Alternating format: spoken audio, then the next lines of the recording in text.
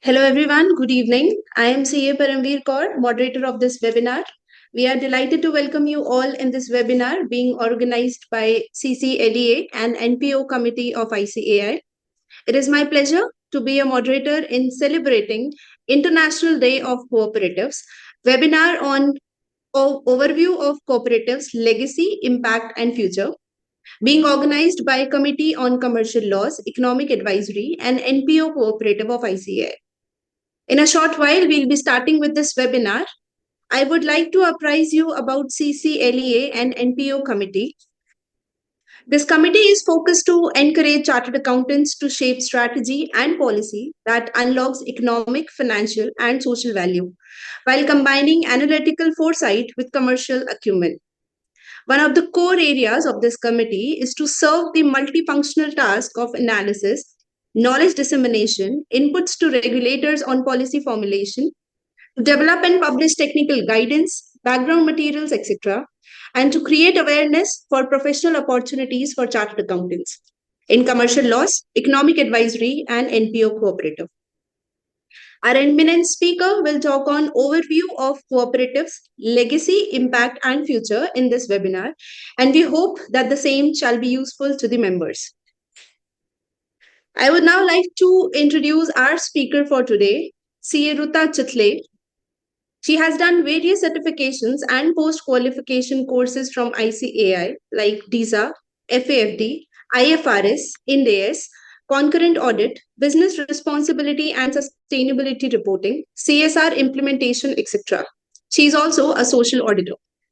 She also has designed various manuals, reporting formats for different organizations, including audit manuals, stock audit reports, credit appraisal forms, etc. As a speaker, she has delivered various sessions at various branches of ICI and also the other forums. She was a part of group study formulated by Company Law and Corporate Governance Committee of ICAI, which carries out various publications, including Technical Guide on Incorporation of Companies and Technical Guide on Registration of Charges. We welcome you here, ma'am. Thank you, Paramveer ji.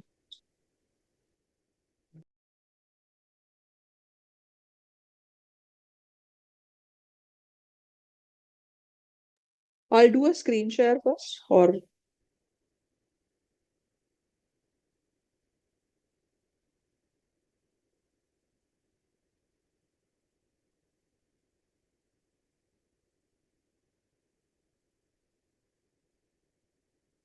Paramveer ji, can you confirm or tech support that this is fine? Yes. Yes, thank you so much. So welcome members, and let me all wish you, Mayank sir, and as well as Paramveer ji and all other participants here, that today is the International Cooperative Day, and wishing you a very happy International Cooperative Day, because this is the year of cooperation. Last year, in fact, 2024 was the year of centenary year of celebrations for India specifically. So coming to our today's session, today we will be deliberating on overview of cooperatives, legacy, impact and future. Now, why exactly today? The reason is that cooperatives have come a very long way over 100 of years. How exactly it is? So we will just look a short look at the history of cooperatives. Then we will go on to see presently how it is functioning in India. And later on, let us also talk about some professional opportunities. I'll request all the participants that whichever questions you have, please do type in, and I'll try and answer as soon as possible. If not, we will discuss it at the end of the session. Before I begin with the session, let me please also say some disclaimers, as we are auditors, so might as well put in some disclaimers before. So the comments in the PPT and during presentation are based on my own opinions and views. So please do not construe them to be the official views of ICAI. These are my own personal views. The images used, if any, are directly taken from the web with a full belief that they are free for use and are only for illustrative purposes. The credit specifically I have mentioned here is that if at all after the presentation, and if people feel that they wish to look at certain items in more depth, please feel free to make use of these links and this particular papers and the websites that I have mentioned here. It is for a better understanding of the concepts which I may have discussed in short. Especially, I will like to more stress upon the particular cooperation.gov.in website. This is the Government of India website for Ministry of Cooperation. This is an especially an extremely useful site for whoever wants to work in cooperatives. So please do visit this particular site, and that's why this particular link has been provided here in this PPT. Before we begin with the history of how it came, how the cooperative movement came into being, and how it is working all over the world, before that, please have a look at this. This is 2025 has been declared as the International Year of Cooperatives. And this particularly is a screenshot of the International Cooperative Alliance that is known as ICA. This is also a very important and useful website to understand that how internationally as well this cooperative movement is faring. Look at this particular slogan for the year 2025. It is cooperatives build a better world. In fact, now with the SDGs coming into force for, and we also have a specific goal for the year 2030. Cooperatives being mass, you can say, organization of people or associations of people, and so particularly corporate people working in cooperatives or however they are linked with cooperatives. If you think about it, we are also members of some or the other cooperatives, especially people living in urban areas would appreciate that we are members of some housing society, or we are members of some six cooperative bank or a sugar factory, something, whoever are working in cooperatives. These all people are collectively known as cooperators. So there are more than a billion cooperators over the world as such. And you all will be proud to know that we also are one of the cooperators, because here in India and especially in Maharashtra, Maharashtra is actually quite well versed with this cooperative movement. In fact, in Pune, where from the place where I come from, here we have one of the organizations, cooperative organization, which was formed in the year 1920, and the trust deed was signed by none other than Mahatma Gandhi ji. Can you believe that?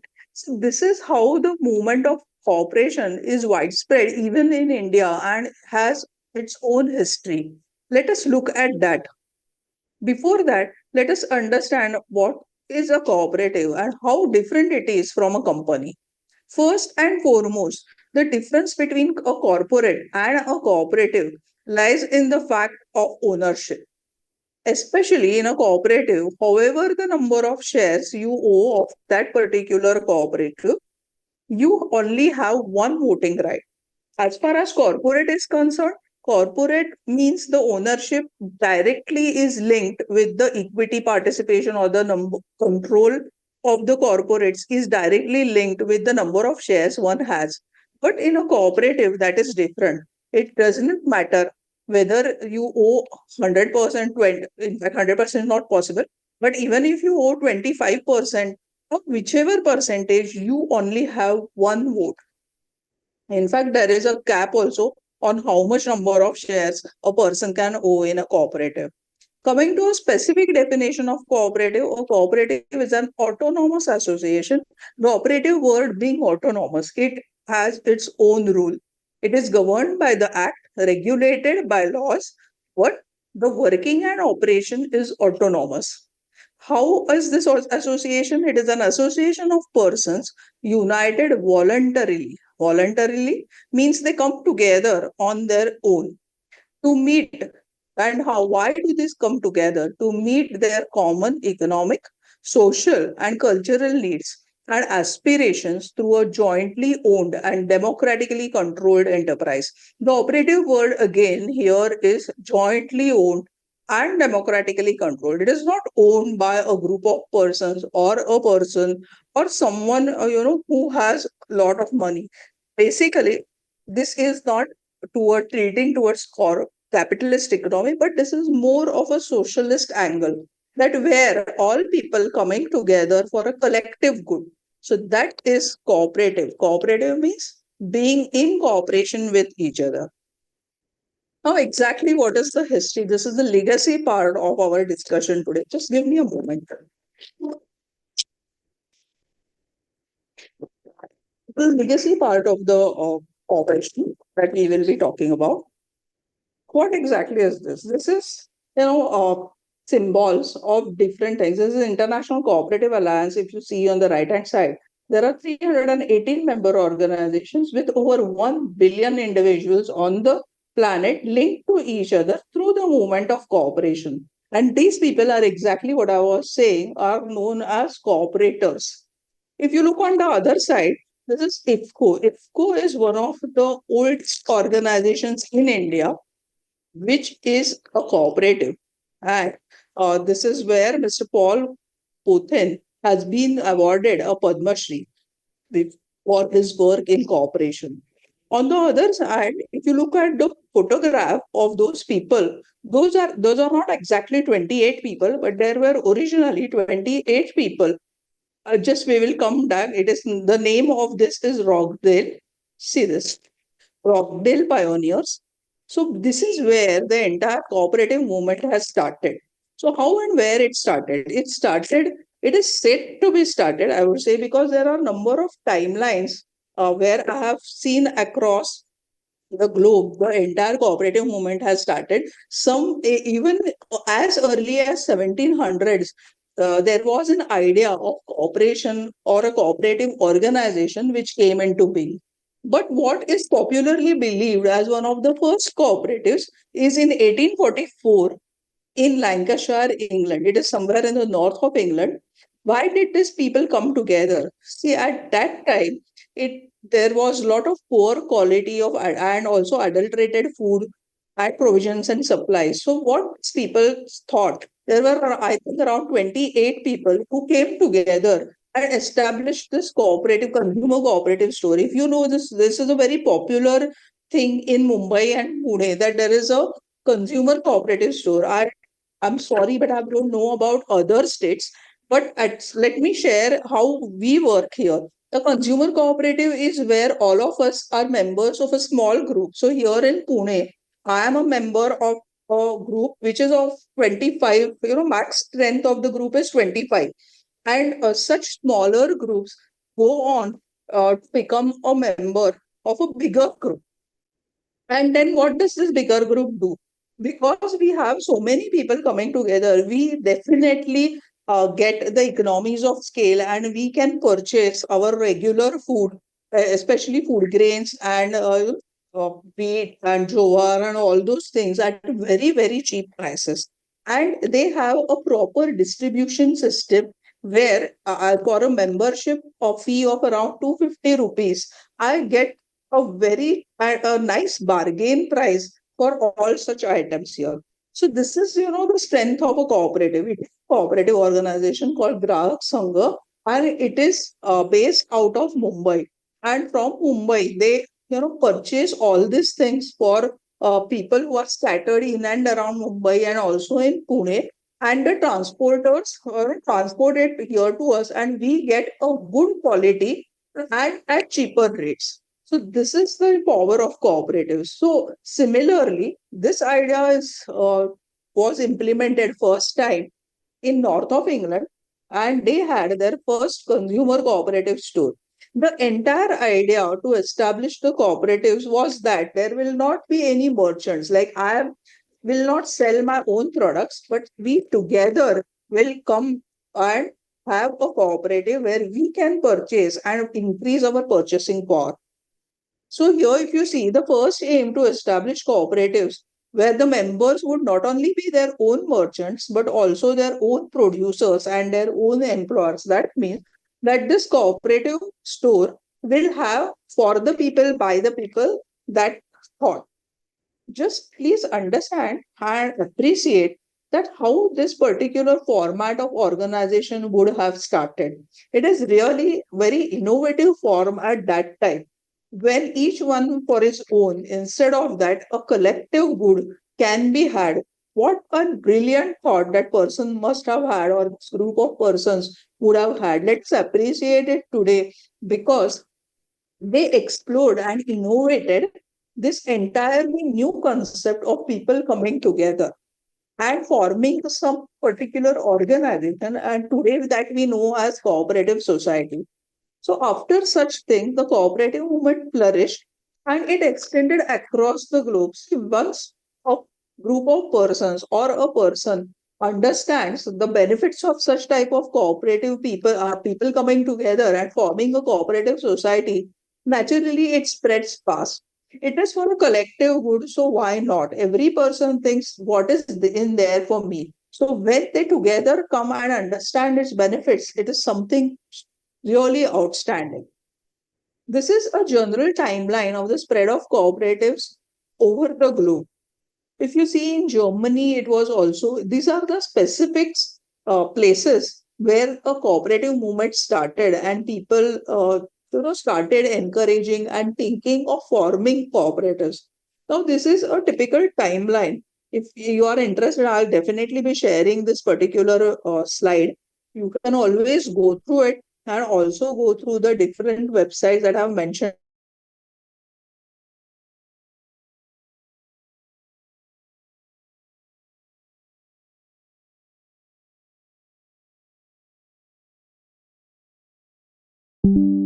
With this particular cooperative, how it developed, please look at the last but not two lights, that this Mr. Proudhon advocated mutual aid and free credit for free access to the money market. See, in those times, getting credits or getting money or getting finance was also very difficult.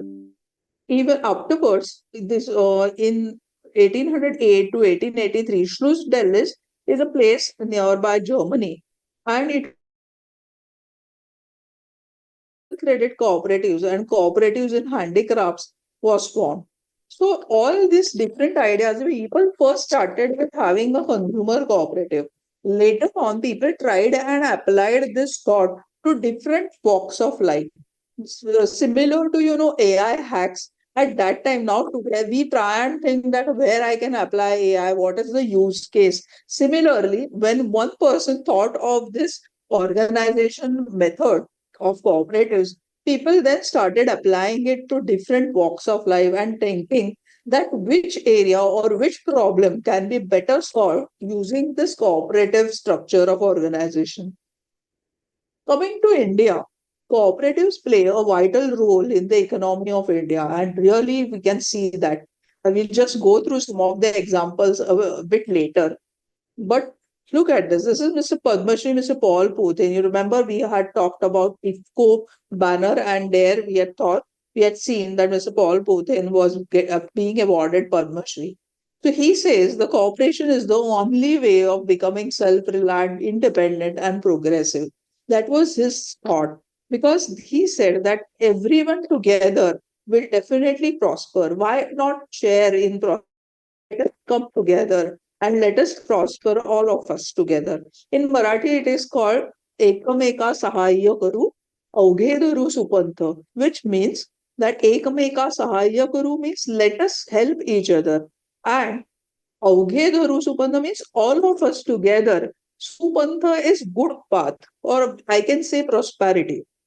So let us all together come together, help each other, and let us all prosper. Why only one should prosper? Togetherness is something very different. If an entire society flourishes, the entire country will also flourish. That is the thought behind it. So let's just have a quick look at how the Indian cooperative movement started spreading and started spreading its wing and getting popularized. The original cooperative movement, if you in the modern times, earlier also there were informal cooperatives in India like Devrai or chit funds, or people coming together to share into benefits. For example, there are nidhis or bishis. If the bishi is a very popular word here in Maharashtra, where say 10 people. Even today we had our women's bishi, professional women's bishi. So what is that? It is this. Let's say 25 people, we are 25 or 26 people, we get together and we contribute some money together, and then this entire chunk of money is received by a person or two persons, and then every month, every other month, then this keeps on happening. What happens is that today if I'm in need of money, I can collectively get say 60-70,000 rupees, which is very useful, and then I get a time period to repay it back over a period of time without any interest. Now, there are of course certain chit funds where this is a very informal method of bishi, but there are certain formal methods of having chit funds where the interest is calculated and all that. And the interest that is calculated and kept aside is later on distributed also amongst its members. So this kind of, but that is more formal version of chit funds or bishis. But in a very informal manner also, this bishis do work and it is of really great help. Even today, even today, in if you look around, especially the women folk are very much interested in carrying out the species because it gives them a good amount of pocket money, especially in the rural areas where the work is a bit hard to come by. Then this is a good method of raising money for themselves in between. Also, coming back to how India started in the last quarter of somewhere in 19th century, really what had affected India in those times was the famine or and also drought. And suddenly there was a shortage of food grain, shortage of absolutely everything. In fact, the industrial revolution also contributed. Why? Because of famine and drought, all the people started having work, but because of famine, they lost their work. Now, what remained was to go back to the agriculture and start, producing agro produce. But problem was that population has also had also increased over the period, and this led to the subdivision and fragmentation of land holdings. Now, if the land holdings become fragmented, then there was a problem of yield, and famine and drought even increased the problems manyfold. And the agricultural produce dropped down like anything. And because the yield dropped down, naturally the prices also increased. Then, on the other hand, if you have seen the movie Ladan, in even that movie, it is kind of portrayed very nicely that how the problems of those times were there. It may be a work of fiction, but the problem was definitely there. That there were there was a rigidity in land revenue collection. The government was not ready to let go or waiver some amount of money which is to be collected as land revenue, and at the same time, because of uncertainty of rainfall, there was really a lot of problem, and the agriculture is that is the farmers really faced a lot of problems. Then also the money lenders was a perennial problem even in then India. The money lenders used to lend money at a typically very high interest rates, and the farmers were left with no choice but to borrow from them because who else was there to borrow money? Saukari, that is what Saukar, if you have known, or those type of people were there, and there was no other agency which could give credits or provide funds to these farmers. So they had absolutely no other choice but to resort to the moneylenders, and the moneylenders had the only one aim in their life is to grab the land. Fortunately, unfortunately, the government definitely saw through it. And then this was Sir William Wedderburn somewhere in the 1902 or 3. He started the agricultural bank. What was the agricultural bank? It was foremost the idea was to give credit to the agriculturalists. Land banks and all that is still a different. The time was yet to come at that point in time. But he understood the problems of the farmers and people of those times, that really a cheap credit was a very difficult problem. Cheap credit means getting credits or getting funds at a very low rate or a nominal rate or even a normal rate, so to say. So even if just look at even the informal cooperatives, that even in Punjab a cooperative line was started as early as 1891. So such type of experiments were going on in the 1900s, especially in the last quarter of 19th century, right? So as and when we come to the 20th century, they thought of, and if you look at this, the Rockdale pioneers in 1884 had started that consumer cooperative store. So when this type of thoughts reached India, they also started, you know, trying to, uh, let's look at this. In 1904, they enacted this Cooperative Act. So point is that in the last quarter of the 19th century, when people Uh, really faced, Ma'am, so sorry yeah, to interrupt you between in between. Technical support, can you please check? People are facing problem in audio. oh, is it still? Yeah, yeah, we'll check again. Yeah, ji hello. Actually कुछ लोग लिख रहे हैं कि website जो है webcast जो है वो रुक गया है एंड कुछ ऑडियो फेस कर रहे हैं audio problem Uh, actually, from my side, there is. Technical support everything okay आपके एंड पर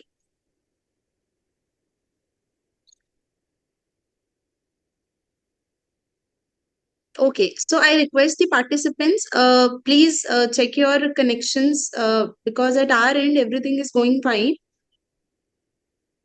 yes ma'am Paramveer ma'am, please you can hear? You yes can ma'am hear it I'm properly? able to yes Okay, yes I can see I can hear everything is going fine okay, maybe, yeah. yeah Oh, okay, so I'll resume then. All right. yes yes Yeah. Uh, so Okay, so where we were near the last quarter of 19th century. So if you remember somewhere like Simon Go back and all those things. So what happened was that as and when the Rockdale pioneers idea also got imported to India, then the cooperative movement started in India in full swing. So now, if you look at today's somewhere in 2023, this particular data has been captured. So we have around 164 state level federations and 19 national level federations, cooperative federations, and there are multi-state societies, and there are 2 crores 29 crores 7 lakh 60,000 people who are known as cooperators. That is, people have membership of cooperatives.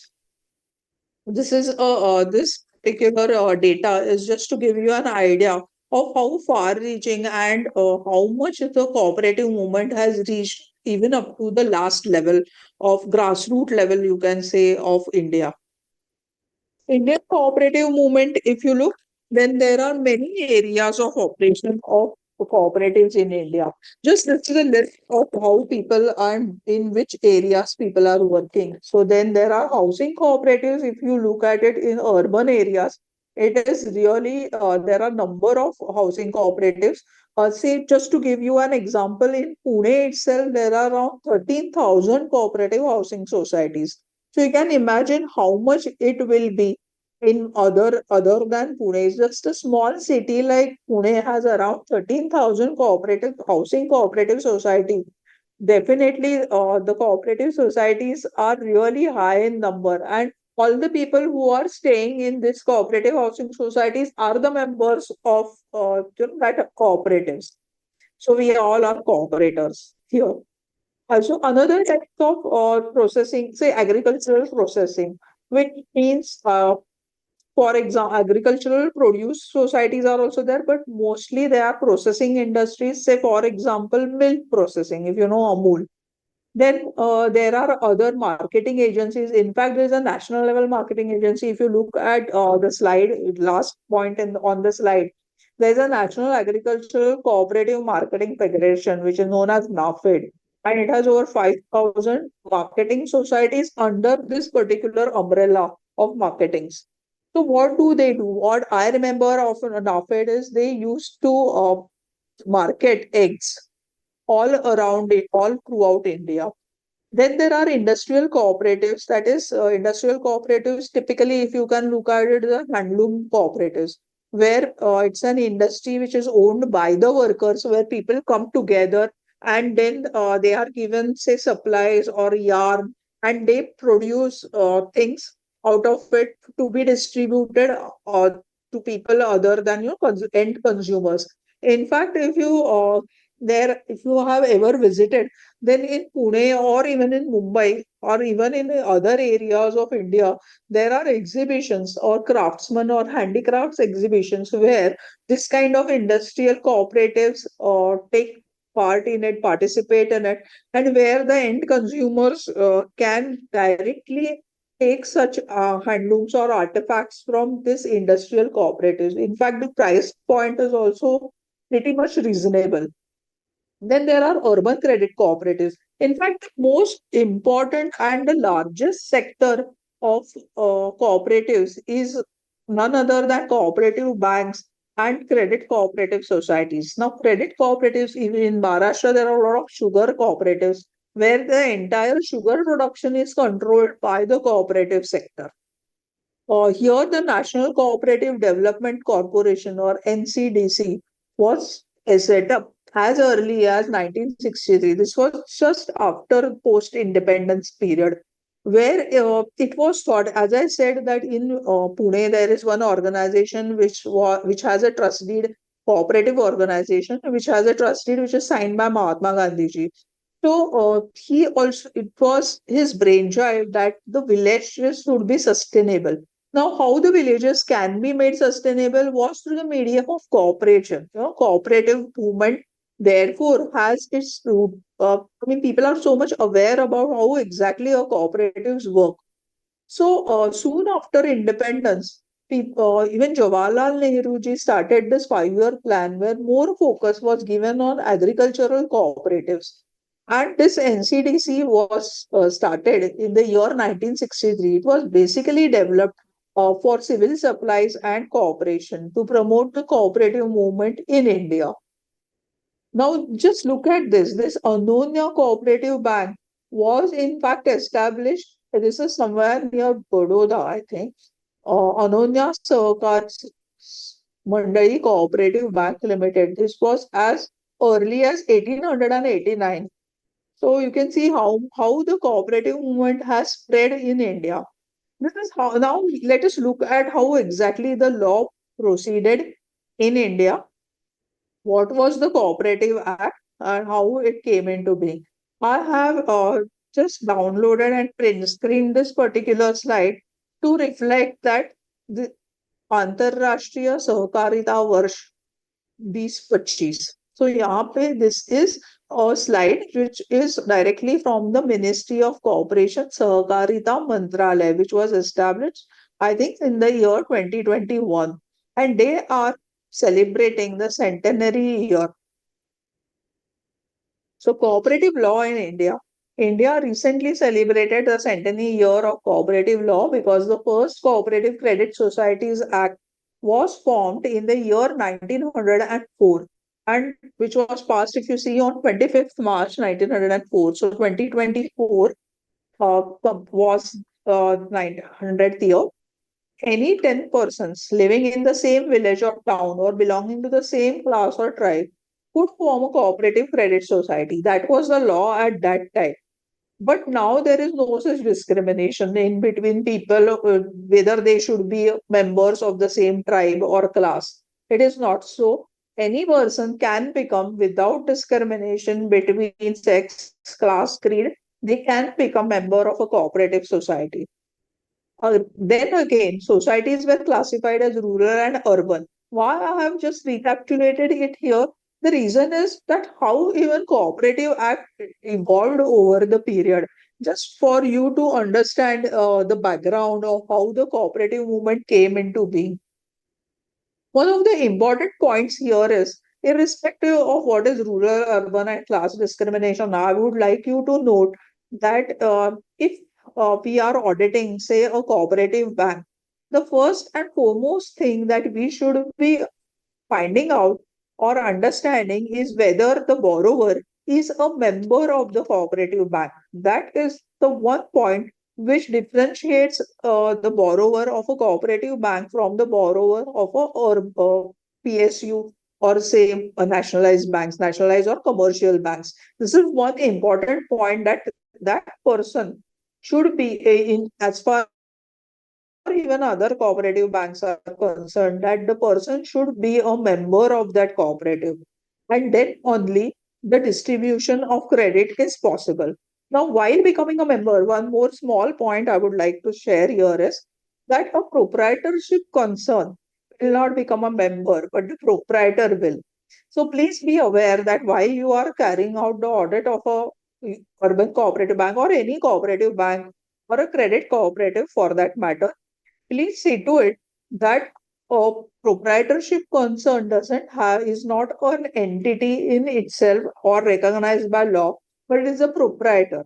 There can be lot of proprietorship concerns, but a proprietor will be one. So the member of that cooperative will be only one and that proprietor. So please have a look and thought about it. This is the one thing which is different from any other institution, that the member only will be eligible to borrow or to enjoy the benefits of that cooperative society. Cooperative Societies Act 1912 first was of 1904, then later on the 1912 Act, in the year 1912, a fresh act was enacted which took care of the problems of the 1904 Act. And over the period, the act after independence also, the cooperative movement was evolving, developing, and ultimately GOI announced a national policy on cooperatives in the year 2002. Now, what are the challenges and problems faced by a cooperative? But before we move on to that, if you all know that, I would like to elaborate upon how exactly these cooperatives are placed in India. There are two levels, or rather four levels. One is the primary or the local cooperative. Then the second level is the district cooperatives. Third level over that is the state cooperative. Actually, cooperative is a state subject. Okay, it's not a union subject. And then state cooperatives, district cooperatives, the primary local cooperatives. On the other hand, then there are central organizations like multi-state bodies where the control is by the central. Why so? The reason is another important feature of a cooperative society, let me tell you, it is about jurisdiction. Now, if it is, that means jurisdiction means what? The cooperative society is locally bound or geographically bound. The reason is that the problems in a particular geographical area or a particular district place or a town common to those people, and they have come together to solve the problem. If you remember the definition of cooperation, we have seen that it is an autonomous body which has some common objective.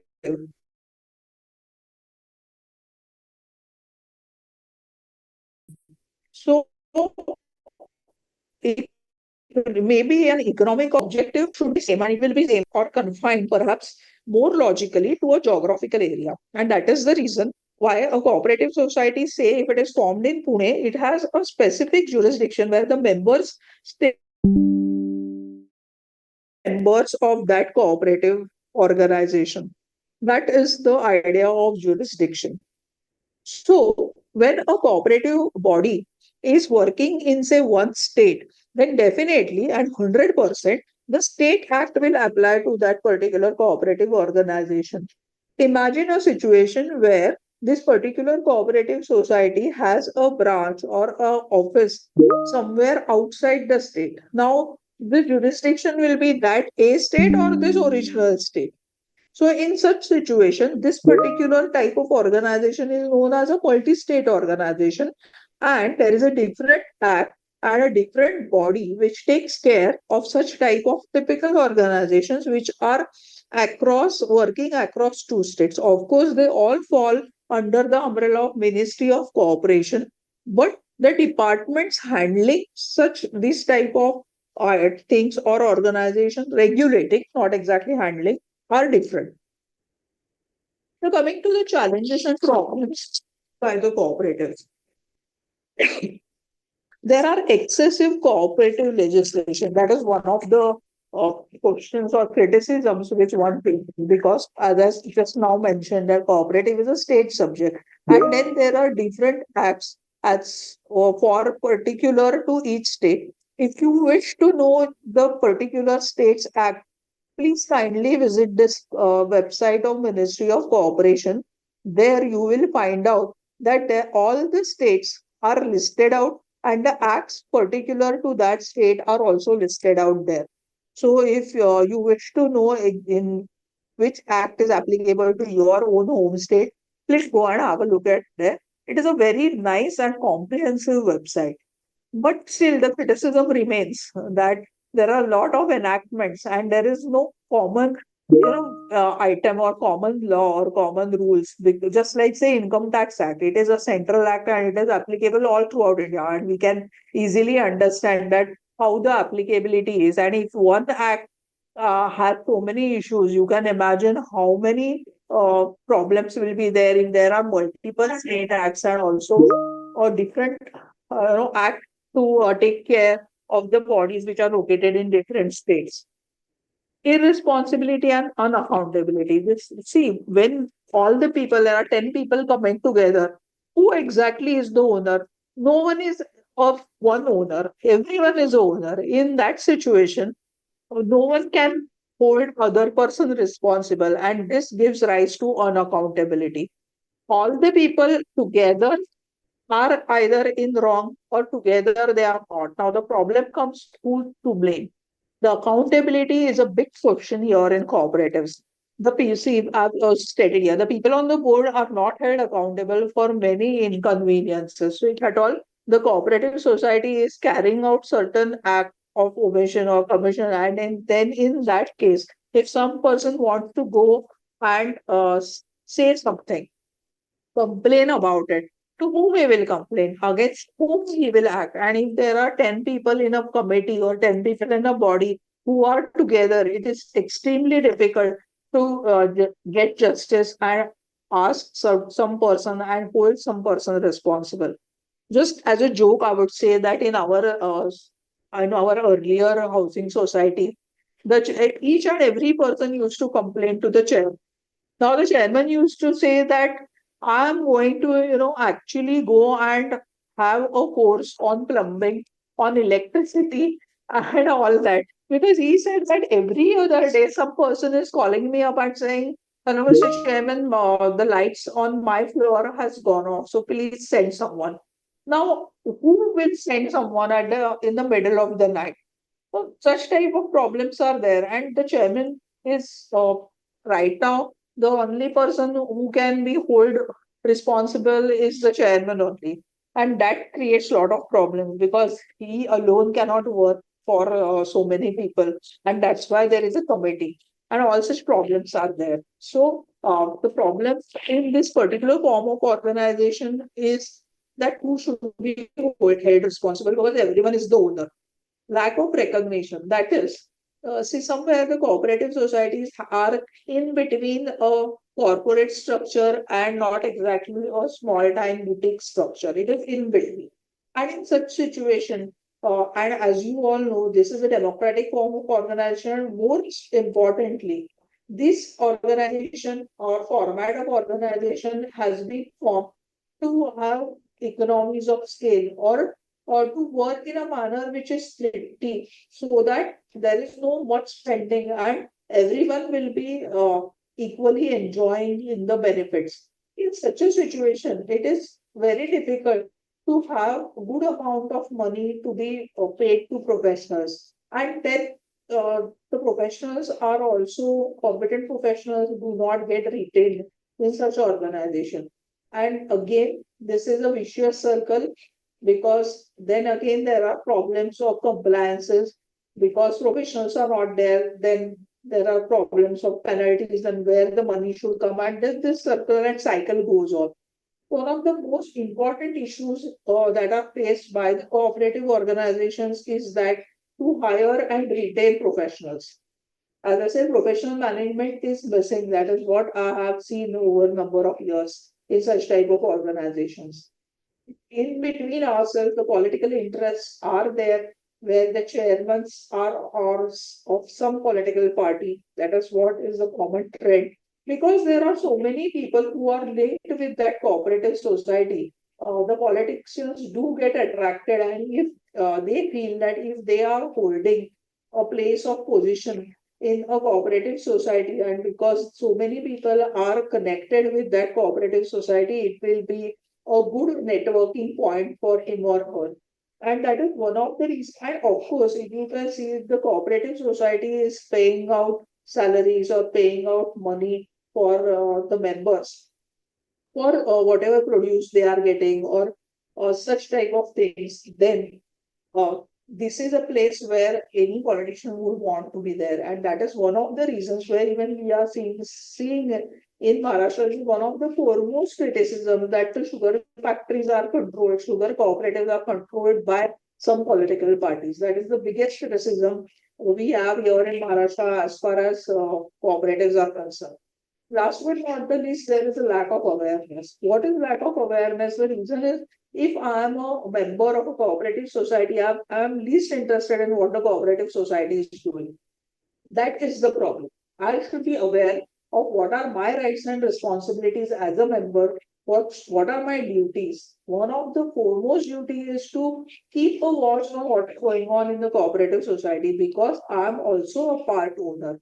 But many people do not take their duty as a member seriously, their responsibility as a member seriously. And that is the reason why some problems crop up, and because governance issues also crop up only because people are not aware of their own rights. And this allows mismanagement of funds or even for that matter frauds. So these are the principles of cooperatives which are different from any other form of organization. So there are seven principles. We'll just quickly go through the voluntary and open membership because we need to discuss two more aspects of each other. So there are seven principles of cooperation. Voluntary and open membership, that is, it is open to all. Democratic member control, that is one member, one vote. It is the voting control does not depend upon the ownership or the number of shares a person holds. Then members economic participation, that is all should come together, all are participating in the upkeep. That is, if I am a member, I am keeping my deposit with the bank, with that cooperative bank I am borrowing money. So such type of things, getting involved with the cooperative act or with the cooperative objective of the society, it's economic participation. Autonomy and independence, that is, these are self-help organizations. They are autonomous. They themselves control the working of the entire organization. There is no interference from the law or the government. The government and only enacts the law regulating the operations of the organizations, but they are no way concerned with the operational controls. They only have to regulate that nothing is going illegally. So autonomous is and own control is very important as far as cooperatives is concerned. Education, training, and information. This is one of the principles by which a cooperative actually works because, and this actually they should be carrying it out with full vigor because once training and information is disseminated amongst its members, it shall create awareness among the members, and even the young people will also become cooperators over the period of time, and new people will also get attracted to this particular organization and the organization will flourish. That is the idea behind education and training. Cooperation among cooperatives, it is, see, if 10 people are coming together forming a cooperative, some other 10 people are forming another cooperative for their own different objective, then definitely the idea and principle behind this principle is to come together. So more effective, more the merrier. That is the thought. Then concern for community. If so many people are coming together, naturally it impacts the community. SDGs, if you remember what we had talked about, the International Cooperative Alliance, why they are saying that this is the International Year of Cooperation, because by 2030, the Sustainability Development Goals, if they are to be met, all people should come together. And because cooperatives have so far reaching impact, it is through the medium of cooperatives, it will be quite easy. and easily possible to reach the sustainability development goals, which are slated to be achieved by the year 2030. So this is the reason that this is the idea behind this principle of concern for community. If so many people come together, then such SDGs can be easily and very positively. So impact of cooperative movement. Before that, this is a general idea of how the cooperative movements, or rather the cooperative societies, are structured. So as I said, primary, district, state, and then multi-state. This is a rough structure of how the societies are formed, or what is the organizational hierarchy. Now, as you all popularly know, this is one of the most important cooperative organization in India. This is Amul. I I'm sure every person in India knows about Amul. And who had formed this? This is GCMMF. This organization, the Gujarat Cooperative Milk Marketing Federation, brand is Amul. So it was founded in 1946, just before independence, and it was formed as a response to exploitative milk contractors in Anand. Anand is placed in Gujarat. So Anand, Gujarat, that is the place where Amul, or rather GCMMF, started. And they founded out, had developed this brand called Amul, which is now almost world famous. It is spearheaded, was spearheaded at that time by one Mr. Burgess Courier. He was a part of White Revolution. Why put it in white is that the milk was very in less quantity. It was not possible. Those people who had the milk could not reach out or sell out to the people who actually wanted it. So there was a big gap between the producers and the end user. But this Amul actually bridged this gap between these two people, and it has turned out so well. This is one of the strongest example of cooperation in India, of how a cooperative organization can work in an extremely positive manner, and how they spearheaded this revolution, which is known as White Revolution. The farmers were empowered to process, market, and price their own milk. So, if I can produce a good quality of milk, then definitely I will get good amount of money. The GCMMF further went on to research and develop the milk marking activities, that how and which quality of milk, what will be the cost of it, and what should be the proper process of collection of milk, how it will be further processed and developed into different products which have a better shelf life and therefore a higher amount of market. See, milk is very perishable item. And in that case, if one happens to process it properly, then definitely the shelf life also increases. And even the amount received by the cooperative will also increase. One can imagine that if a person is a member of Amul, as a cooperative of that cooperative society, what would be the surplus that he will be getting? See, that is the power of cooperation, because they could come together. They have this proper model of how to make things work in a cooperative sector. The challenges were, of course, there. It was to convince the illiterate farmers to trust a democratic system. People before that would be like, okay, I have my own, goats or cows and buffaloes. I'll milk them, I'll sell them. But that also has its own limitations. So, but it was difficult to tell them that please come and put this milk and you supply this milk to the federation, and they will definitely pay you money. They would have had so many problems convincing these people. And second and important thing was building processing and marketing capacity from scratch. At that time, how they overcame this particular problems, because no one would have believed them. But raising funds, if some handful of people also had come together and raised funds, and how they must have had got to purchase lot of state of the art machines to process all so much of milk also. And what to do then with so much milk and milk products? Then marketing is also important. From the marketing, I'll be just sharing two things. If you all must be knowing also that Amul advertisements are something that are extremely remarkable, and really it shows that how intelligent we Indians are. So today Amul is the largest food brand with 55,000 crores turnover. Can you imagine how much? This is something that I saw while exploring about cooperative movement.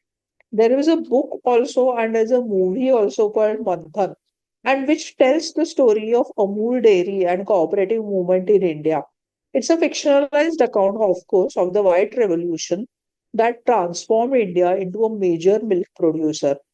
And this is the important part when I say that people come together for even the cultural objectives. At this, the movie was notably crowdfunded by 5 lakh farmers of Gujarat. This is the power of cooperation, right? Let us go look at IFCO. This is another organization from India which has really done well, which is Indian Farmers Fertilizer Cooperative. This actually was set up in the year 1967 during India's Green Revolution. That was the White Revolution. This is Green Revolution. Now, what exactly was this? Before the Green Revolution, India had faced famine and there was shortage of food grains and shortage of, in general, food as such. At that time, India was required to get food from Russia. I think they had imported some different type of food grain called millet, not today's millet, Milo or something like that from Russia, and it was not really edible for human beings. But there was no other go, and therefore, at that time, it was decided that India will never face this problem again, and so what was the problem identified was the shortage of fertilizer. And also, it was not possible to import so many fertilizers from outside. And this particular cooperative society was started basically to handle India's acute fertilizer shortage. And at that time, it was relying upon outside or other people to provide them the fertilizers. But it is definitely logical to understand what our problems are, because we can research on our own land, and then it will be easier and convincing also to understand what exactly our problems would be and what would be the solutions. So, IFCO created a farmer owned fertilizer production and distribution model. This was one of the revolutionizing moments in the Green Revolution or agricultural history of India, because the fertilizer was Indian based, was produced in India. It not only got us away from the over reliance on imports, but it also helped to solve the problems that were faced by the Indian farmers, because this entire solution was indigenized. So IFCO created this particular uh, farm or this organization which was totally owned by the farmers. The farmers were members of this organization and they started producing fertilizers. And see, when I have produced myself, definitely I'll use it. So they had this strength in their own product, that is the farmers had produced it, and therefore the distribution channels or distribution model could also be easily implemented by IFCO. So what were the challenges with there's a high capital requirement. Definitely, if you're producing some things like a fertilizer, it requires a lot of money.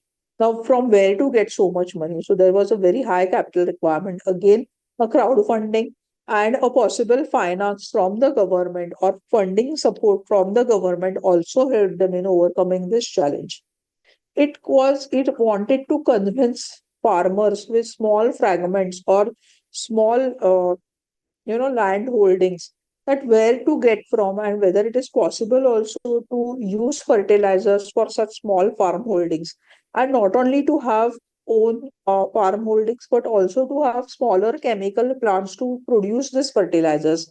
So, one of the ideas that they implemented was that farmers will also produce their fertilizers and share it with other farmers, whoever has a better farm holding. So it was to own and manage a chemical plant. That was another way where it was not possible to raise enough capital for high-end production. But now, today, IFCO supports over 55 million Indian farmers. In fact, when I visited this IFCO website, right now, if you also can, spare some time to visit it, because new ideas now they have developed is to have the fertilizer in a liquid form.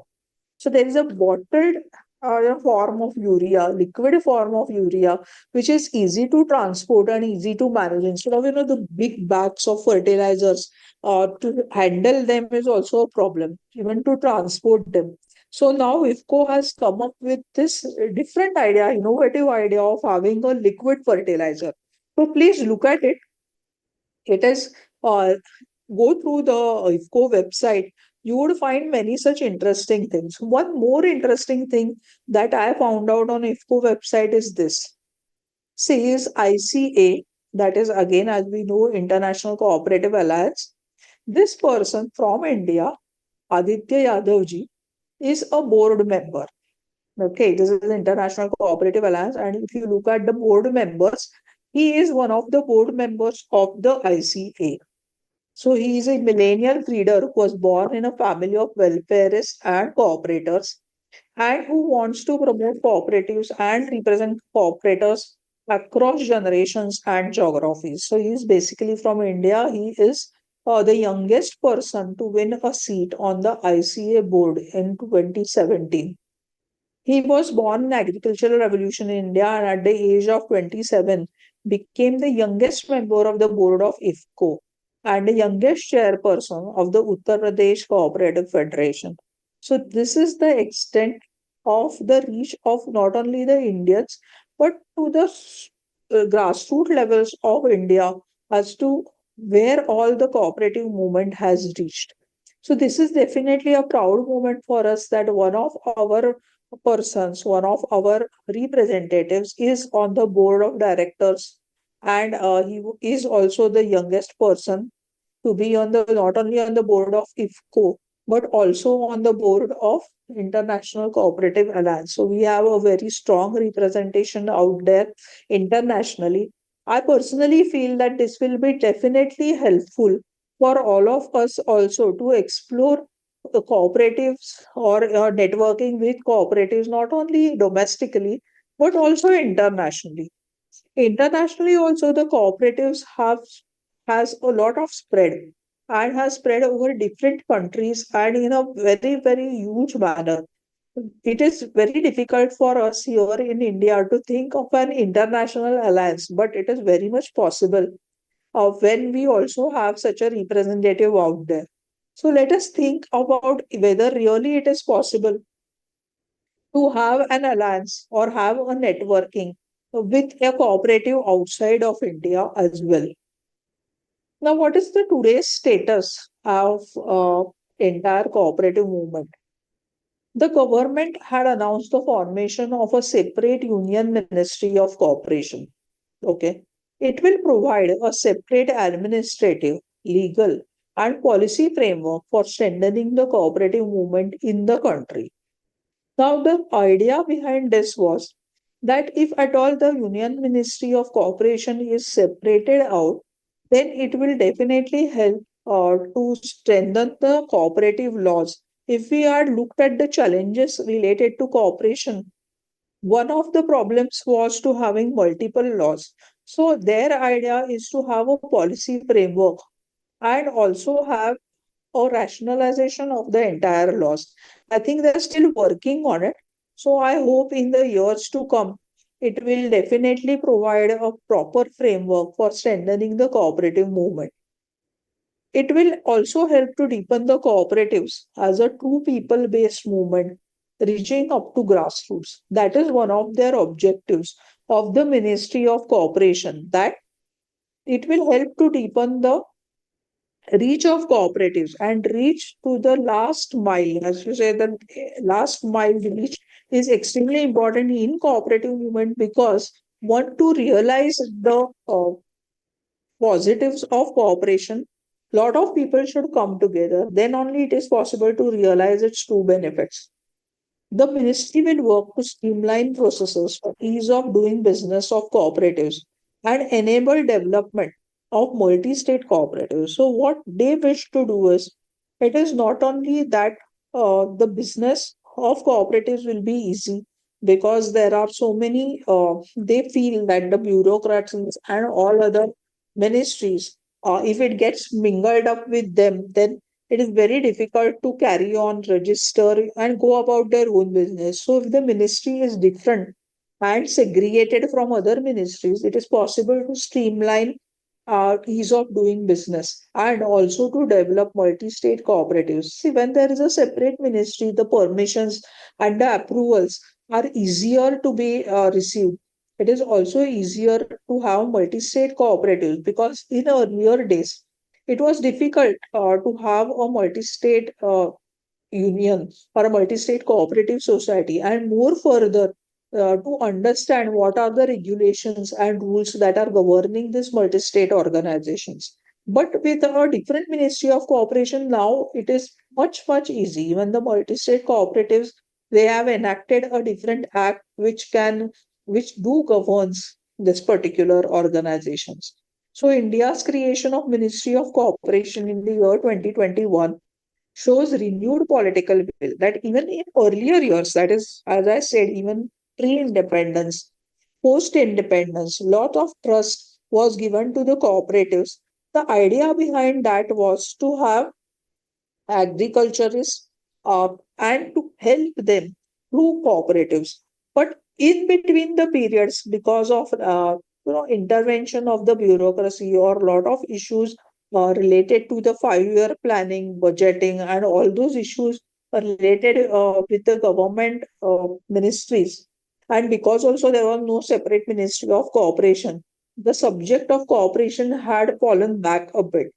But now with this 2021 difference ministry, now it is definitely possible to have, this shows that the political will is inclined towards making cooperatives, and rightly so, because in the state of Gujarat, they have a success story in the form of Amul.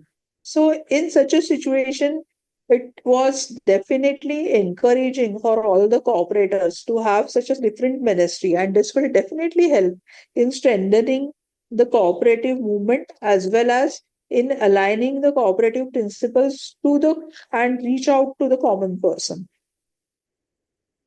Now, what is the future of cooperation? Before we go on to the discussion of what are the professional opportunities related to cooperation, let us have and think about what exactly is the future of cooperation. And before that, also, I would also like to discuss somewhere about different types of cooperative societies. But we will come to that in a short while. Before we move on to the professional opportunities, let us discuss about what exactly is the future of cooperation. The future lies in, to my mind, this is my idea about what exactly will the cooperation move forward to. So I feel that the platform cooperatives, that is ride sharing where driver owns the app, similar like Uber app and those kind of Ola, Uber, those kind of ride sharings, whether it is possible to have cooperatives for operating these platforms, right? A lot of rickshawalas, autowalas, or drivers, or cabs people come together and form a cooperative. Whether that will be better for even us, and whether it will be much better for them also, because right now, because it is in a corporate sector, again, let me once again state that this is my personal opinion, that because it is in a corporate sector, the ultimately the end user, that is us, and also the person who is driving, that is the drivers, they both are, uh, kind of, I feel personally that they are fleeced by the people. Right? Recently, There was a change in the rules as far as Maharashtra is concerned. Maharashtra government has announced a separate regulation for this app-based driver, and they have said that in peak hours they can charge double. Now, this is where the problem starts. Had it been a cooperative, it would be thinking of the end users because we all are members of that cooperative. The driver is also a member and the users are also members. That way, it would have been much easier uh, to find a right price point which is reasonable to both of us because there is no in between corporate. This corporate would definitely try to make money themselves. The platform, the app platform, will try to make money for themselves. Why it will, think about the end user or even the driver? It would rather make money for themselves because that is the format of organization. It is a corporate, it is for profit organization. Now, cooperative, for that matter, is not exactly for profit or not for profit organization in the sense whatever small profits they are making, they are there to share it amongst their own members. So think of a situation if at all such Uber, Ola app is this type of platforms are owned by cooperatives. Think of Zomato, you know, Zomato and Swiggy. If these platforms are owned not by corporates but by a cooperative, whether it will be better. If you look at Amul's pricing and say Amul cheese pricing, and if you look at Britannia or some other cheese pricing, there's a vast difference. Why? Is it because Amul's quality is lower? Not by any chance. Whatever I have experienced is Amul's quality is quite up to the mark as compared with the other uh, organizations. Then what is lacking? Then why it is price point is lower? It is because we it has to be so because it is a cooperative. I hope you are getting my idea about what I want to say about a platform that is owned by a cooperative. Say if tomorrow Zomato and Swiggy are, I cannot imagine that if Zomato and Swiggy are also owned by cooperatives, the amount of economies that we will have, and even we as end users will definitely will be in a better, much better place. So you can also perhaps today on the International Day of Cooperation, I hope that we will all get some idea from this session. There will be some takeaway from this session, and tomorrow we will have some platform or such aggregator apps that are owned by cooperatives. So best wishes for that. Coming to the thought about what can be possible about cooperation is youth cooperatives in climate, not exactly youth cooperatives, but cooperatives which are working in climate action and gig sectors. We'll come in 2 minutes to what exactly is gig sectors. But climate today is really an important topic. Today, in the age of transformation, if you see, really climate change the problem. The rainfall is too much or too short. Similarly, there are problems related to other things like sea, or life below the sea, life above the earth. It is directly affecting not only the climate but us also, us as people. Even there are ozone layers depletions in many cases. Now, what we are doing, there should be some organization which will control or which will have some monitoring of this climate action. Now, the cooperatives, if you know Greta Thunberg, so she is the one person. Now, how much of one person can reach out? If you think about the cooperative movement, and it is ultimately for all of us. So if any cooperative organization is formed for climate action, I think it will work wonders because then there are so many people who have come together towards a common objective, and that common objective is to work towards climate. I think that is the need of the hour in today's times. Now, coming to gig, what exactly is a gig? Gig is a short-term contract. Like if you have seen people standing near the railway stations, at bus stations, or there's a common place where short-term things, they are small-time laborers. They are not exactly, skilled people. They are all unskilled people, and uh, they are just there and in totally unorganized manner. They are standing there. Some people comes and hires them for a days or 2 days job where they have a lot of problems. Their problems, because it is essentially a short-term contract, the problem is that they remain unemployed for a lot of time and for seasons together, especially in rainy season. It's really difficult for these people to get a gig. Gig is a short-term contract. So whether cooperative can be there, which will turn this unorganized sector into an organized sector. This type of organization of such unorganized folks is really the need of the hour. See, when today there is lot of inequality, when rich are becoming richer and poor are becoming poorer, this is the need of the hour where we together should prosper. If you remember the first opening sentence, we all should come together and prosper. All should prosper. So, in that, and as per their own skill levels, but let us help others. This particular situation, when these unemployed people remain unemployed, or short skilled people, unskilled people remain unemployed, it also gives rise to criminal activities. Please bear it in mind. I hope you all also remember the first lessons of economics, which we have learned in 11th standard, that poverty and population go hand in hand. Here I am saying that unskilled population and crime goes hand in hand. Unskilled population leads to poor people, and poor people and poverty leads to crime. So the idea is again, if if I think about my colleagues and other people, they are short of people.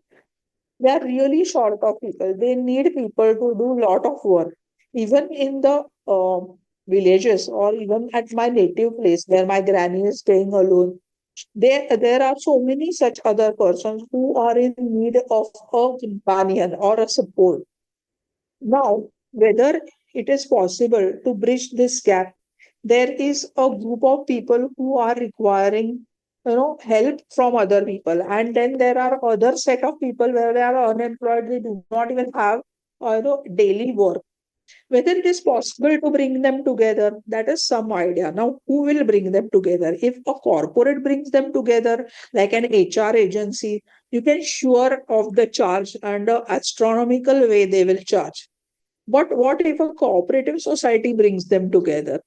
That is the idea. So think of such innovative manner. I really hope that uh, climate action and working for such unorganized sector will really be an extremely rewarding task, not only for the people who have formed this cooperative society, but also for our country. Now, coming to digital transformation. Digital transformation is changing the entire cooperative scene. When AI is now ruling the world and is driving the world, it is time to transform the entire cooperative sector into a digital one. Right now, if you look at it, the cooperative sector is not so digitally strong. There are a lot of areas which need improvement and digitalization. So to say, even some cooperative societies do not have their accounts still in any accounting system, but it is more or less manually written, or even follow up with members to pay their maintenance charges, or follow up with members to pay their annual dues. Every such thing needs to be digitalized. So, digital transformation is also one of the key features that will be there, important for a cooperative. Cross border cooperative collaborations. The cross border cooperative collaborations was exactly the thing that I was discussing about, whether we can have a networking or an alliance with any international organization. The reason is that we can learn from them. how they have transformed their economy or their geographical area or their sector in which they are working. That kind of collaboration, innovative collaboration, will help us to bring such ideas back to our country and transform our own country. Just how the Rochdale pioneers started in England, but when it reached India, it turned out to Amul and IFCO. So that kind of collaboration will really work wonders. And I hope we all as chartered accountants will be a part of this change. So while we are talking about how we chartered accountants can be a part of this change, let's talk about professional opportunities. So professional opportunities in practice. Just a moment.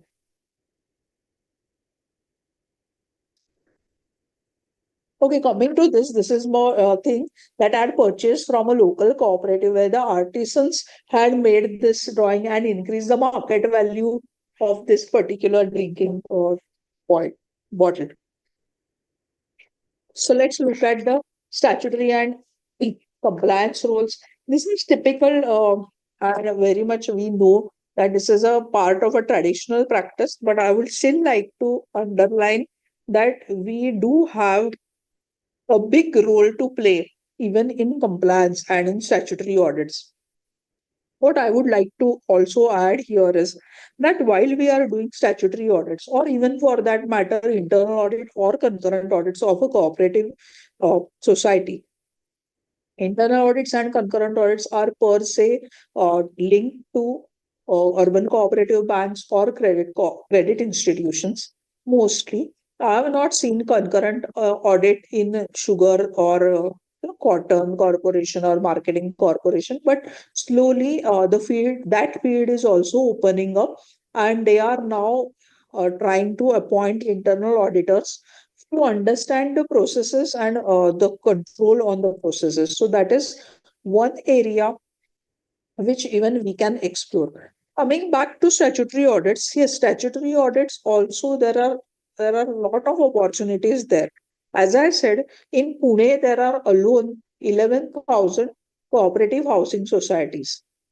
That case, if would you believe that one of the DDRs, that is the controllers here, that is registrar here, asked me that whether it is possible to take up audits and contact the chartered accountants. You know the reason? Out of 11,000 cooperative housing societies, 9,000 had remained unaudited. Look at the chunk of work that is still out there.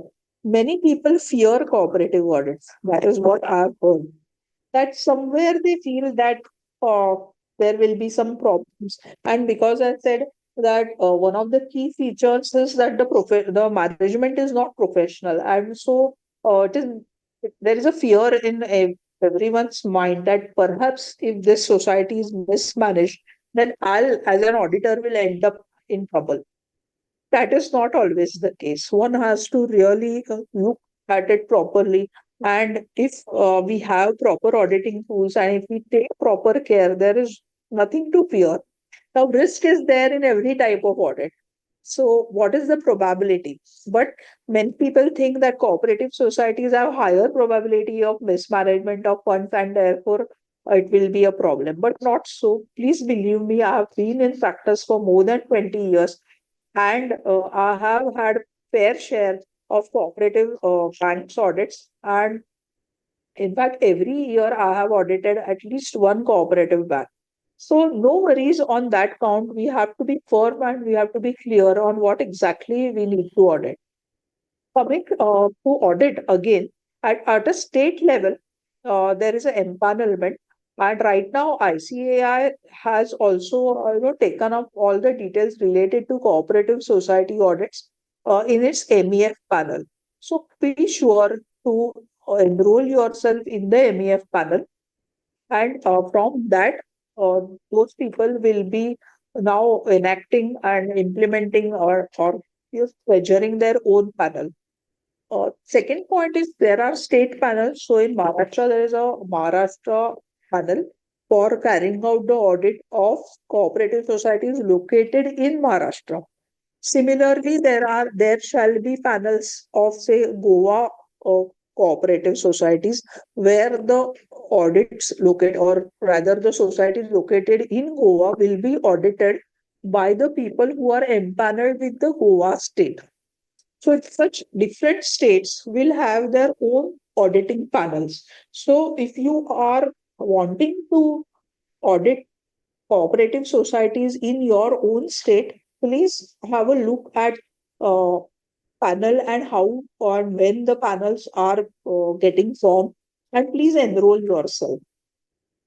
In Maharashtra, the current panel is was valid till 2024, and we are expecting any time soon that the Maharashtra government will open up new empanelments. So we are waiting for that.